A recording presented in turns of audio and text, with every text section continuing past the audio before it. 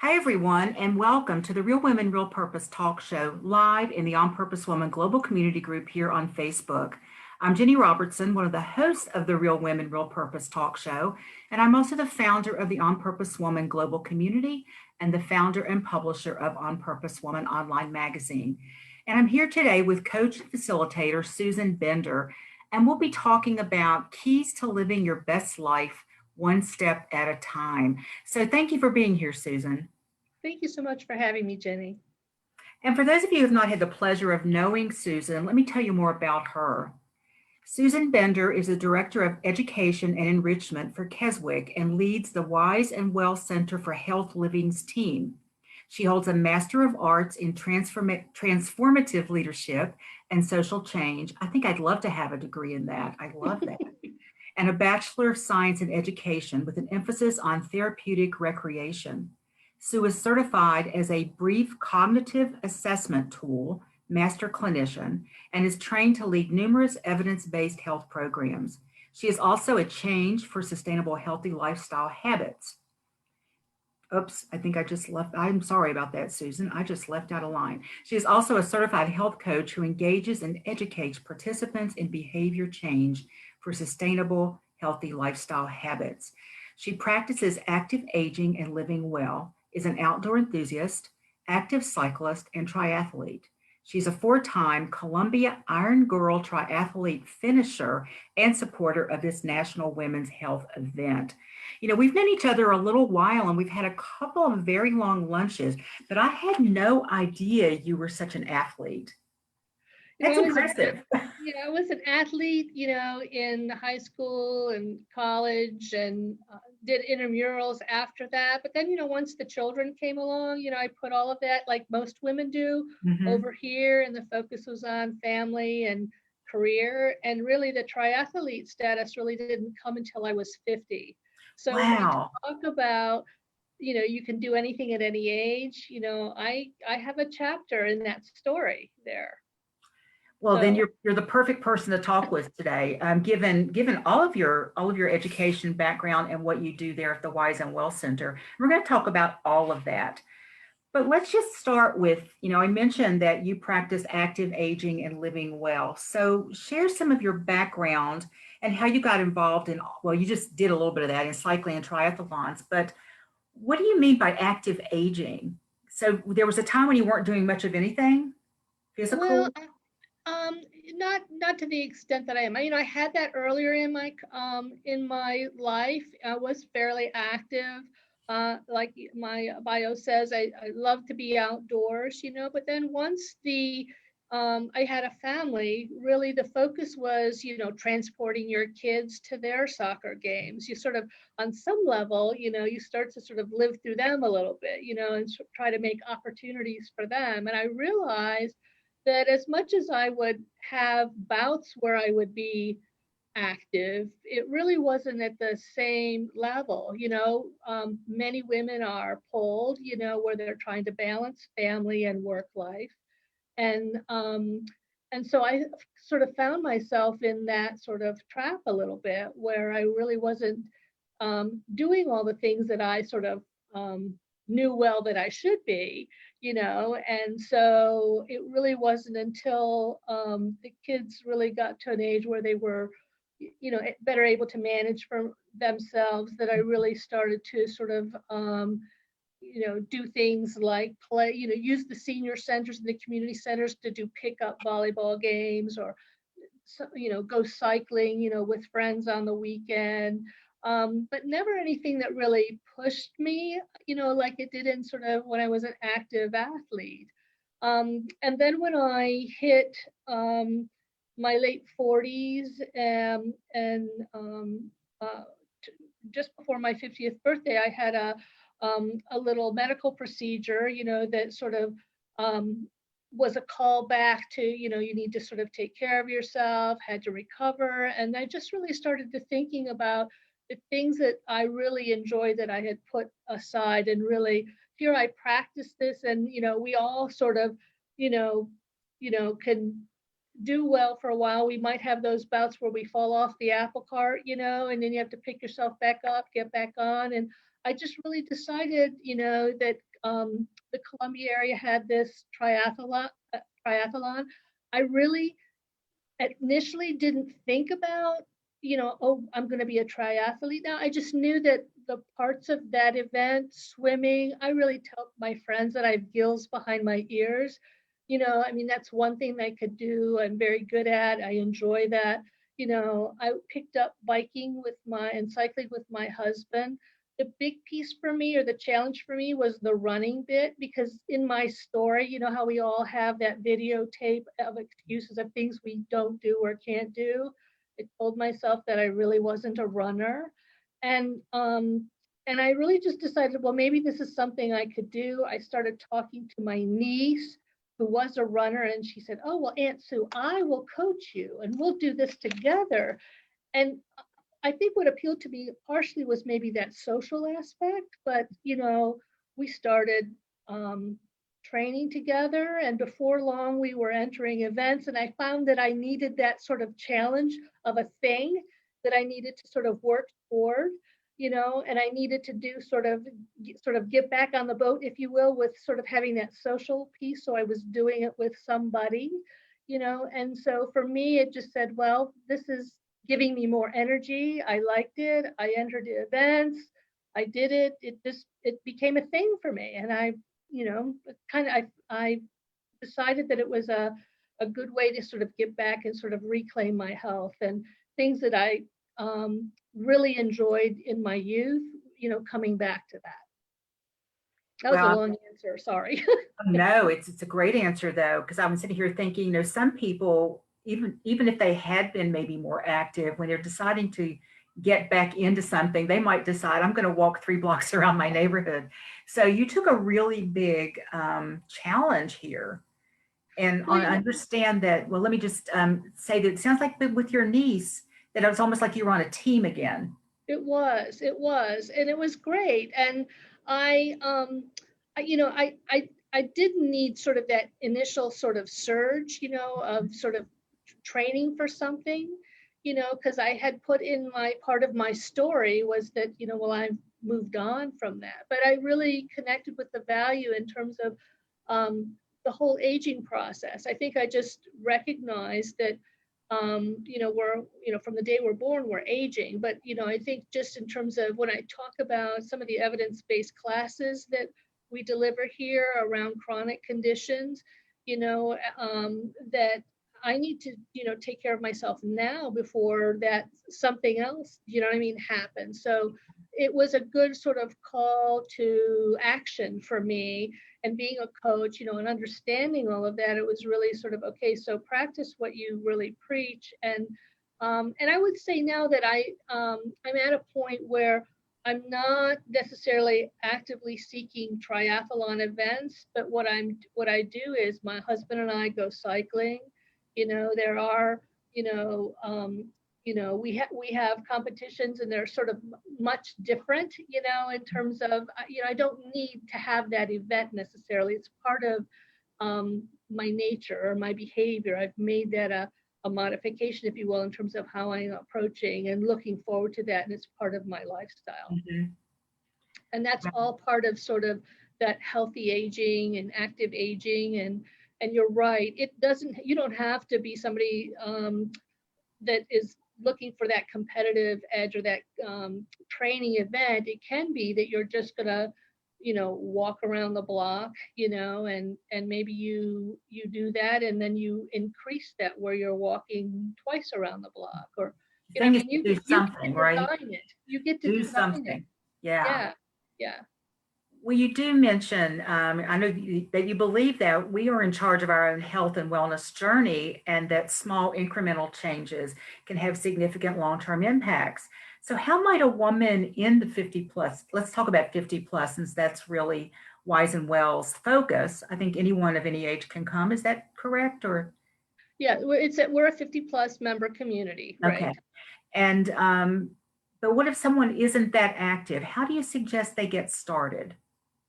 Well, I think it might be just sort of thinking about what things, maybe what things did you like to do before that maybe you're not doing now?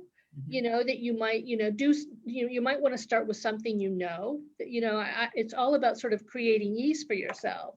And all too often, sometimes we go into things and we set really big goals that maybe aren't attainable, and it's those baby steps, I want so to it change might, everything at one time. well, I've been right. guilty of that. Yeah. Right. And the fact that they're incremental, and it might be just maybe one simple change where you might trade out something that you recognize is not really working for you. And sometimes that sort of happens with time management, in terms of maybe I'm just staying too late at work, that I can't get any time in for me, whatever it is. So it might be, how do you shift that schedule? Do you get up a little bit earlier, or you take you make some adjustments in your day so that you can get out earlier? That's a simple change that might open up something for you, whether it's a walk with your husband or walking the dog when you get home. Mhm. Again, small changes, but again, the nice thing is you get to design it and create it. It's all about you. You're the supreme queen. You get to design it. Sometimes talking with a friend and having a conversation around things that you enjoyed. If you know yourself well, that you're more motivated if you have a buddy. That you can, a girlfriend you can call up, or a husband you can drag along with you. That's going to accompany you. That might be sort of a reset that might get started. And then once you do it once, half of the battle is getting started, right? Doing And one. it- So if you sort of think about that, we all know too well what we don't want to do. If you asked me, I could tell you all the things I don't want to do, but what would you really like to do? I might have to think a little bit longer about that, because I think as women, sometimes we don't put ourselves first. We're the nurturers, gatherers. We're thinking about everything else and all these other things that we have to do. But if we pause and we really look at that, there may be a beginning step that is create some ease for us, that it's a little bit easier for us to take on that new task and engage in that. And then you start to develop sort of a healthier habit. I love that saying that says, what's the best exercise? And it's the one that you'll do. Right. And I think, what you're saying is so true, because I know often, especially, I'm not a big one for New Year's resolutions because I understand the psychology of all of that. But I do, it's the time of year, usually September is a big time for me to feel like I want to make some changes. And I'll start out by, I'm going to stop this, I'm going to stop this, I'm going to do this. And then I'll look at it and go, no, I'm not. Because it is too much. We want to just wait. I think I just want to wave a wand sometimes and have it all be different. So what you're talking about is realistic goals, doing something that you will do, having maybe an accountability partner or a buddy. I heard a great story. I don't know if it's true or not, but it's a great example. I think years ago, I heard this story about two women who had committed to working out at the gym together, and they switched gym bags. So if one woman didn't show up, the other woman couldn't work out. And the first time I heard it, I thought, well, that's a pretty clever strategy. It's also a bit sad because what it means is we might show up for her, but I may not show up for me. But I think it's like you said, we do what works first to get us into the habit of it. Would you agree with that? Yes, absolutely, absolutely. To having value, and not minimizing the activity that we might select. Walking is underrated, but gosh, you can just, if you're walking with a girlfriend around the block, or sometimes you get talking and you don't realize how far you've walked, and that's a great, accomplishment. But I think that, certainly, doing what, as you said, is attainable, what you like to do. If it gets you out the door and gets you moving, that's a good thing. And you can redesign it. It's not like you're hooked in it forever. You can decide, if this isn't working for you, or I'm not really enjoying it, you get to change it, because you're queen of the day. You're designing what works for you. And I think we have to recognize that, and sometimes a little, this is a great time of year with winter, in terms of when we start to sort of reset a little bit, we pause, we reflect on those things. This is a great time. And just like, nature, there's a lot happening underground, while there's, the world looks barren and, it's cold out, but there's a lot happening. And I think, you know, having the mindset where you take time to pause and really sort out what do you really, want to do, and how might you approach it, and what motivates you, who can help you in that endeavor, who are your supports, your go-to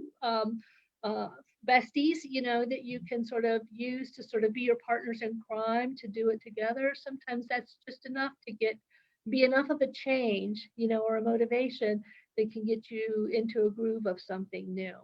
Yeah, thank you for that. I happen to believe that, aging is inevitable, but getting old isn't.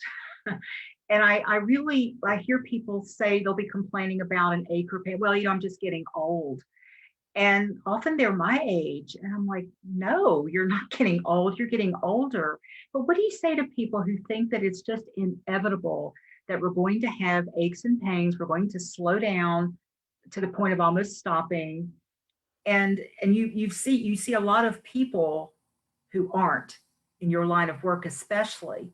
What do you say to people who kind of have that mindset already, that it's just kind of inevitable? I may as well just sit on the couch. Yeah. Well, and it's so easy because there's so much in the media that puts that out there that, you can't do, you're older, and this is what aging looks like.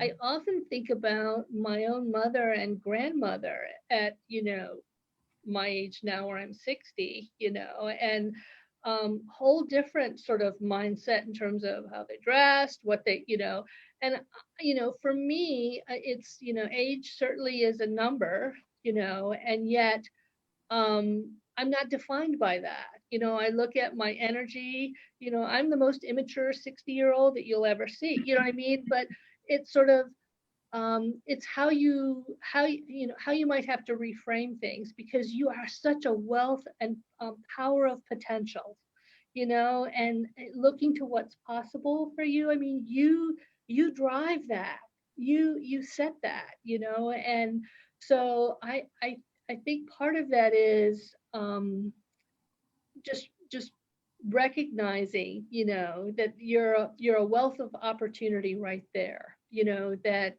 you set your own limits. And these tapes I refer to that we play about the excuses we make, that I think that sometimes with physical activity and a little bit movement, because I have arthritis, I find that if I'm moving more, that's minimized. You know what I mean? I still have arthritis, but I'm out and I'm moving and I'm active. And I'm still able to do the things I like to enjoy. And if it becomes paramount where I'm really bothered by that, then I'm having a conversation with somebody who can maybe help me with that. But Yeah. really recognizing if what gives me meaning and purpose is what I value and I want to carry out and do that, then I'm willing to take the steps. And I encourage people, okay, so let's talk about, this is what you want to do. How do we get you there? Let's explore what's possible. And it's not enough for me to tell somebody, what you should do, Ginny, but really we're in a conversation around what's possible. What would you Yeah. really like to see? What could that look like for you? And what's a first step that you might take? You know what I mean? Not for me to define that. All of the things that you're juggling in your life. What's one thing that might go away that might help give you a closer step to get to that thing you want to do? Yeah. And so you become a partner with them, and then you can help them get excited about it. Yes, And I yes. really think we so desperately need older, wise women out here still leading the way. Well, we don't recognize or give credit for how much wisdom we've acquired. I Hmm. think that's one thing that I love about working for the Wise and Well Center. Well, one, I just love the name, but I think it's really speaks to the collective wisdom. You know what I mean? You have a shared story. I have a story, and when we talk together, that shared story, you might say something that I just resonates with me, that I say, oh my God, if she can do that, why can't I? Well, Hmm. surely, what do I have to change to do that? I mean, there's I think women are great in terms of the tribe. We assemble the girlfriends, we get them together, we talk it through, what's the challenge for us, and then we figure out how can we move forward, and that's that supportive network, we're there for each other. But I think it's valuing and having that conversation and what can I try? Hmm. Let's try something. Yeah. You also said that living your best life is a choice. And I believe that we're always a choice about everything. We just may not always like the choices, so it feels like we Right. don't have a choice. But I know Right. sometimes people get a little offended by that. You ever had that experience? Oh, I'm so sorry. Sorry. Thought I turned my phone off. Yeah. Do you ever find people getting a little nudgy about that? What do you mean? I don't have a choice, blah, blah, blah. And then how do you explain what you mean by that? Because I Yeah. think sometimes people can go into feeling like they've been wronged or shamed because they're in this situation. Well, and I think that, there are things that are, um, that we get caught up in sort of life, in our story and sort of stresses that we may have, and they're real, they're real, and so then it's, how do we, is that is that incapacity limiting sort of our ability to sort of experience life as we'd like, and so sometimes it really is just part of the conversation and hearing somebody, letting them express, and so you've let them go through that, and so then it's like, well, so this is really upsetting to you, you know what would you like to see happen? How can we make a difference? How can you take a step forward? Sometimes it's always coming back. You have a choice. You can sit here in this um, circumstance, that's providing this incapacity, where you don't feel like you're moving, and and let it consume you, and sometimes you might need a good friend to sort of say that it seems like, Yeah. that this is really taking all of your thought and good energy, and could it be, let them answer the question, do you Mhm. want it to be different? Could it be, if you shifted, that would that make a difference for you? And sometimes people have that aha moment where it's like, oh my gosh, I didn't realize how I was so consumed by this thing that I was not able to move forward. And again, sort of sometimes it's the wake up, in terms of, I do want it to be different. And we may not be at a point where we even know how to proceed, and you just need someone to give you a hand up to say, well, we could try. Would you want to try this with me? I'd be happy to do this thing with you, and we could see if that makes a difference. Mhm. And the nice thing is that, again, as always, you have choices. You're not stuck with that one thing. You might find that that other individual that has been stuck, that says, I think I might be able to, meet my friend for coffee, and then we'll walk them all, when you could walk them all, Mhm. or, again, you come up with sort of the plan. But I think part of it is that conversation, that you're this wealth of capacity, and opening yourself up to what's possible, and aligning yourself with some people that support you, can all be good things to help you just take one step forward, Mhm. and once you make the one, then the others can follow. Yeah, sometimes just a tiny shift in perspective can, like you say, open up a whole wide range of options that we didn't know we had. And Right. often the difference between just a so-so life and a really joyful life. Yeah. It's not Well, and about changing reframing it, everything. just reframing the Mhm. story Yeah. and acknowledging where you've been. I'm not saying that you put that, because that's part of your collective story, but that might also be the thing that drives you forward into something really new and exciting, you know? Also, you talk about how health and wellness is an ever evolving status, and that's okay. So, what do you mean by that? Um, I think that, we're just, we're constantly evolving, and like I say, when you're how we frame our stories, where we get our information, there's, being open to something new. Do you know what I mean? Being open to what's possible, you know, um, and um, and not maybe making the comparison, of me to, what you're doing, Ginny, to this I'm not good enough sort of aspect. We all have value and worth, and um, our, you know, we're not done. We're not done until we're gone. You know what I mean? And so we have every opportunity every day to sort of direct that story and create it. And you can, the next day is a do over, you know what I mean? Or the next day is sort of the next step. You're constantly evolving and moving. And if it's going in a great direction and you're curious and you want to explore that further, then then go with that. And if it's not, you can make whatever subtle, small or large change you choose to get yourself on a tack that's going to work for you. Mhm.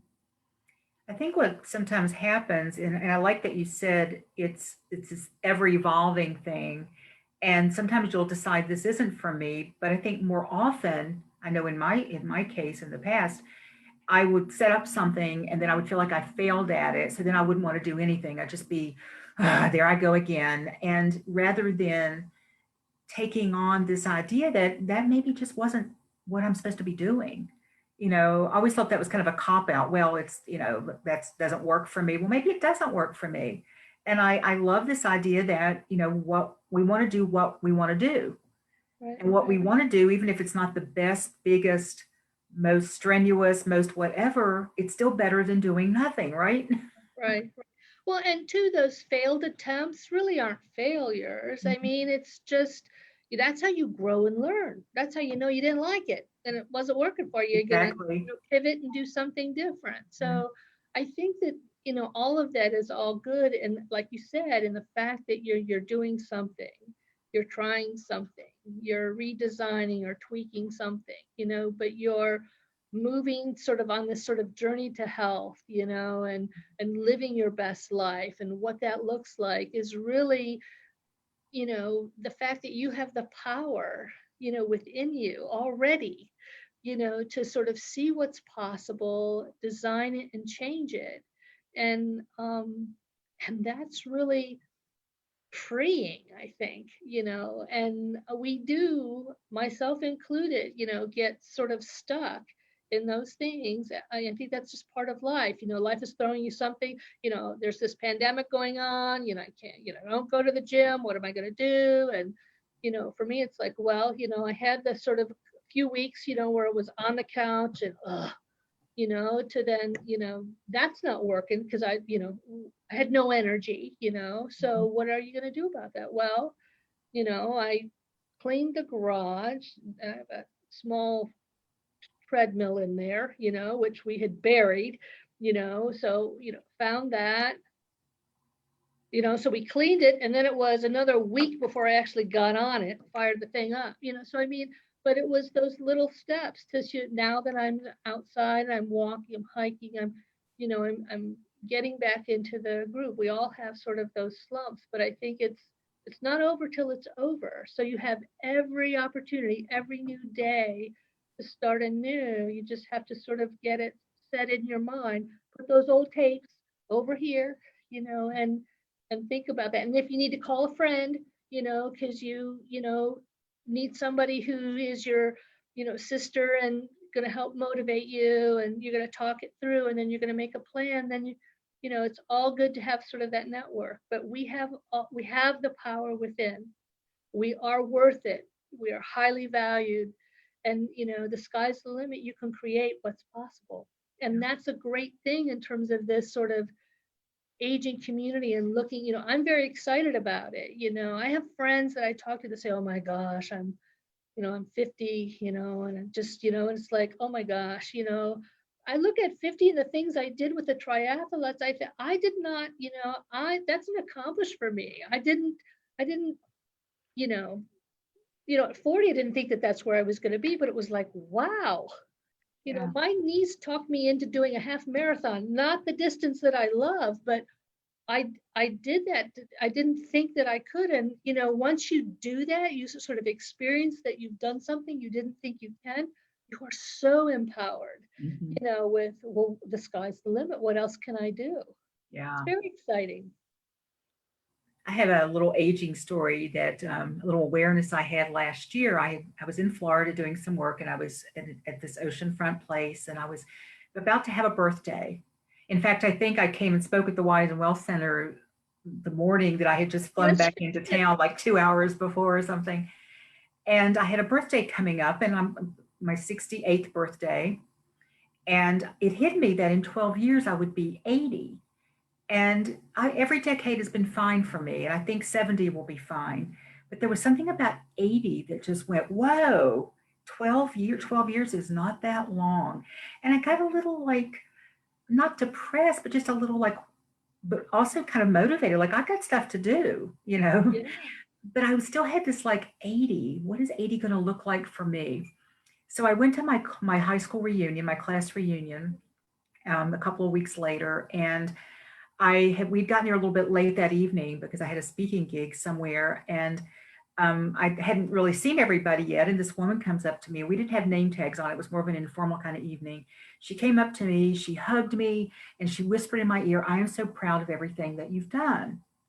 And I'm like, "Who is this?" And I came from a school of 156 classmates, so it wasn't like I didn't know everybody. Who is this?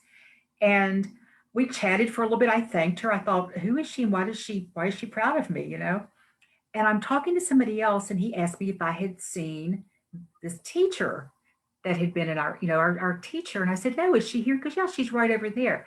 It was her. wow, And we're Facebook friends, but we really haven't seen each other that much on Facebook. And she's read the magazine. And so she knew, and she was a journalism teacher. So she knows some of the things I've been doing. And I went over to her and I told her, I said, I didn't know who you were. Plus, she just looked fabulous. She goes, yeah, I'm going to be 80 in a couple of weeks. And then I came to Wise and Well and met Francina, who is 80.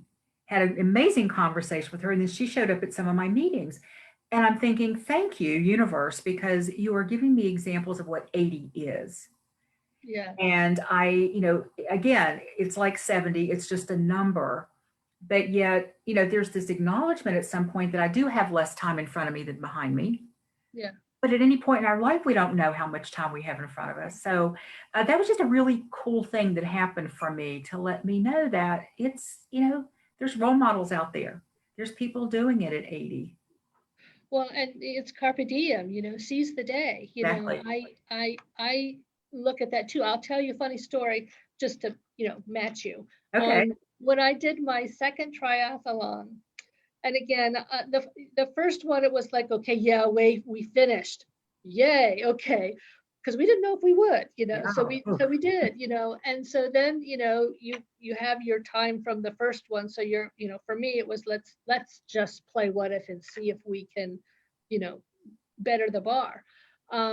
But I was on the last. Usually, you swim, then you bike, and then you're sort of doing the 5K run at the end.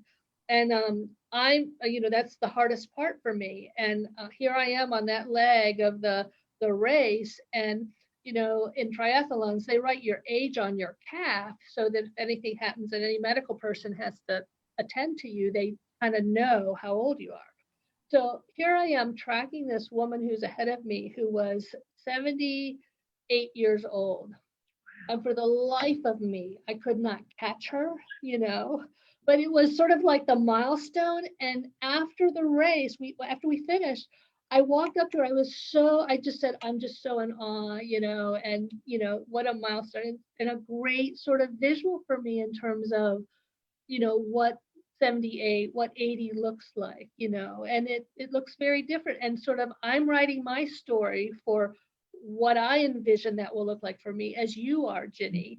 Yeah. And I think that, and Francina, who, when you listen to her story and she talks about at 80, how she's mentoring and the work and the things that she has yet to do, I think that's for all of us, recognizing the power of each day and the things that that give us purpose and meaning in our life, and what are the steps that we need to take, to sort of get there, and that it's possible for you, for me, or for anyone in terms of envisioning that, and seeing, and then, mapping out your journey or your road to sort of getting there. And I that's what I really love about the Wise and Wealth Center, is that really for all of the educators and staff here, and the members that we meet and have conversations with, we're really, we look at sort of all the things that sort of make up well-being, and where do you want to start? Some people really know, and other people say, well, we're in a conversation and we're exploring that, and then they sort of like design a path. But I think that the great thing about that is, for anyone, it's just being in a place like this, you're with like-minded people that Mhm. really believe in lifelong learning and having access to resources, and sort of doing what they can to sort of put that sort of roadmap in place, so they can sort of um, get to 70, get to 80, and do the things that they want to do, because there's a lot of living, I say, that's ahead still. Yeah. Well, let's stay on the Wise and Well Center. This is give a little bit of background. Is it about 2 years old now? We're in our third year. Third Yeah. year, okay. Yeah. And why was it started? And where is it? Well, it's in Baltimore. It's in actually the Roland Park area. The zip code is 21211. We're right across from the rotunda. And we redesigned one of the older buildings on our campus. We're on the Keswick campus. And really, it's a place it's looked to be a resource for older adults, where they can connect with other people, and take educational classes, fitness classes, art classes, all those things that make up well-being, however you define that. Um, we know that, as we age, we might acquire different conditions, or, so we offer health promotion and disease prevention classes that, if you're a diabetic, it's not a death sentence. There's things that you might have to do, modifications you might have to make, so that you can do the things you want to do. But, there's a group of people here to sort of help you keep moving down the road, so you continue to do the things you enjoy with the people you love, but really being a resource. So there's lots of education, fitness. We have consult suites here, where we have um, massage and body workers, acupuncturists, podiatrists, people here. So really trying to make it accessible, that you can sort of get to the center, and however you approach sort of your well-being, we want to be a resource to help you, connect you with people and things that can help you, enable you to do that. Mhm. And what about people who aren't in the Baltimore area? Is there anything they can do with you? Well, we are so excited that we've just upgraded our technology here at the Wise and Well Center, so that we can appeal to a wider virtual audience. Mhm. So, with back in March, when the pandemic sort of first hit, we all were working remotely, and we were doing classes. It was hysterical, from our smartphones, and so we were like learning while doing. But we've since gotten better at that, and really invested in the technology here, so that right now, you can take classes, Wise and Well classes, using the technology platform that we have. So we have various health educator lecture series with different providers from Hopkins and University of Maryland, and um, nutritionists, so they can give you information. We have fitness classes, we have art classes, and we know that for folks too, that virtual platform is really powerful. But we're about being a community. That's what I really like about Wise and Well, is that we're going to take the steps and get creative with how can we connect with you. So if you don't have technology, or that's your preference, that you prefer not, we've done curbside delivery and, conference call and all kinds of things to try to stay engaged, especially now when we have to be socially distant. But the resources that we have to connect with you to help folks really live well and live their best life and sort of define that and move forward really is the resource that we hope to be in the community. Yeah. And it's an insanely low membership fee. Yes, it is. We're a nonprofit. We're a mission-driven organization. We're really fortunate that our board and our executive team really support sort of this work.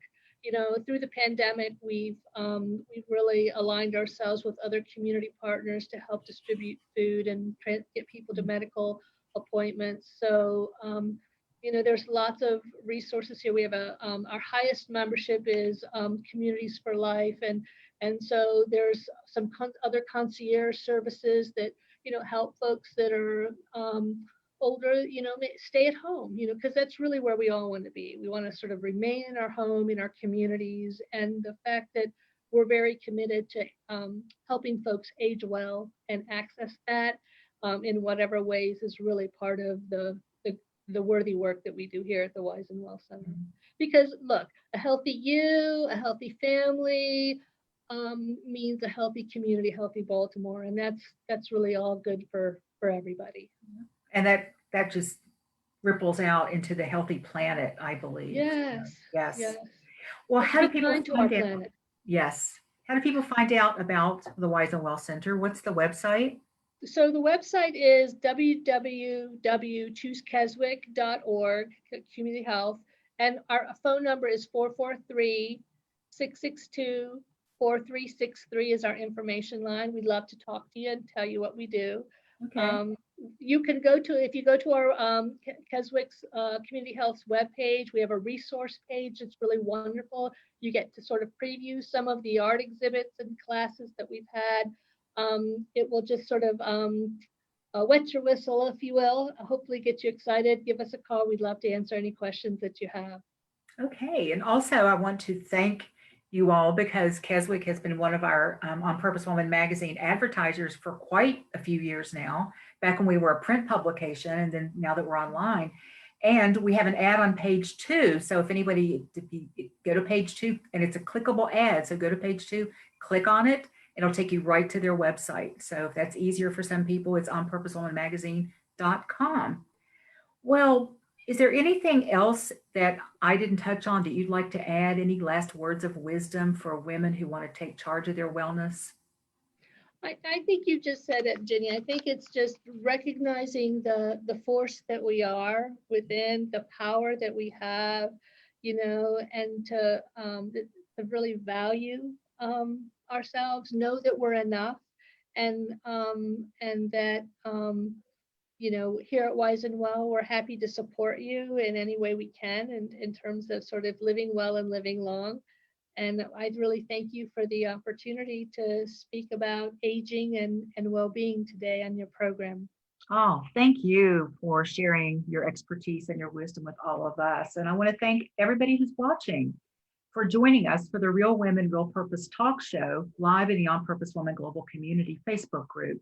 And for a list of the Real Women, Real Purpose talk show topics, you can go to onpurposewomanmagazine.com and check it out in the current issue. If you love this interview and want to share it with your friends, in a couple of days, you'll find it up on our YouTube channel. Go over to YouTube and type in On Purpose Woman Global Community, and that'll bring up our page. And there's already 30 plus wonderful interviews there that are inspiring, informative, educational, fun, anything that you want to make a change with or be inspired by, you can probably find it over there. We also have 2 more interviews this month. And on this Thursday, I'll be talking with Amber Tichenor about a really fascinating topic and we're going to be talking about freeing females from frenemies. For people who don't know what a frenemy is, it's a friend who kind of acts like an enemy. And she's actually writing a book about this called Behind Frenemy Lines, Rising Above Female Rivalry to Be Unstoppable Together. And the book will be out in early 2021. I just found that a fascinating topic, and I wanted to talk more about that. And Amber also has an article in this issue of On Purpose Woman magazine. And on December 15th, my co-host, Catherine Yarber, and I are going to do an interesting talk. We're going to be talking about white privilege from the perspective of two white women.